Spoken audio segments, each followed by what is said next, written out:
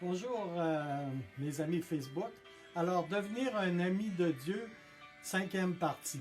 Par la méditation constante, c'est une autre façon d'établir une amitié avec Dieu. Cela consiste à penser à sa parole au cours de la journée. Cela s'appelle la méditation. La Bible nous encourage souvent à méditer sur l'identité de Dieu, sur ce qu'il fait, sur ce qu'il dit, sur sa parole.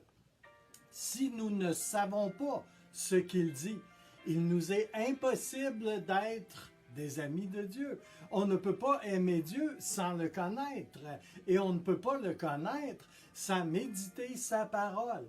La Bible dit que Dieu se révélait à Samuel pour lui faire connaître sa parole. 1 Samuel 3, 21. Le Seigneur, aujourd'hui encore, emploie la même méthode. Si nous ne pouvons pas passer toute notre journée à étudier la parole, nous pouvons cependant y penser souvent, nous souvenir de versets et les repasser dans notre esprit et les envelopper dans notre pensée et dans notre cœur tout au long de la journée.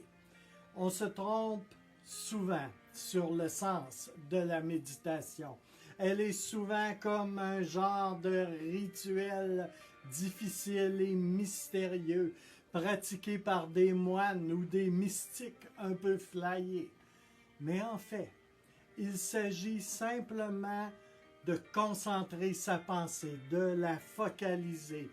Et ça, c'est un art que l'on peut développer, apprendre et pratiquer. À titre d'exemple, quand on repasse continuellement un problème dans nos pensées, on se fait du souci. On finit par se faire du souci et des inquiétudes. Vous savez tout cela. Et là, vous avez déjà compris le principe de la méditation. Et ce principe doit maintenant s'appliquer à des objectifs positifs. En bref, à la parole de Dieu. C'est le même principe, mais qui vous mènera à bien plus de bénédictions, frères et sœurs. Et ça, c'est certain. En quelque sorte, il faut que vous détourniez cette attention de vos problèmes pour la mettre, cette attention, au profit de la parole de Dieu. Plus vous méditerez la parole de Dieu, et moins vous vous rongerez d'inquiétude, juste pour dire en passant, si l'Éternel a considéré Job comme son ami intime. Oui, Job, c'est parce que Job a considéré la parole de Dieu en plus haute estime que n'importe quoi d'autre. Est-ce votre cas? Job a déclaré « J'ai chéri les paroles de sa bouche plus que mon pain quotidien ». Job 23, 12. David dit « Combien j'aime ta loi ». Elle est tout le jour l'objet de ma méditation. Psaume 119, 97. Et aussi, je veux méditer sur tes œuvres et réfléchir à tes hauts faits. Le psaume 77, 13.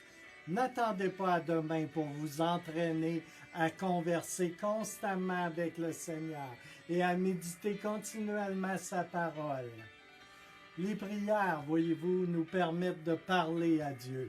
Les méditations sont, elles, souvent l'occasion pour lui de vous répondre. Toutes deux sont essentielles pour que vous deveniez, chers amis, un ami intime de Dieu. Le Seigneur vous bénisse.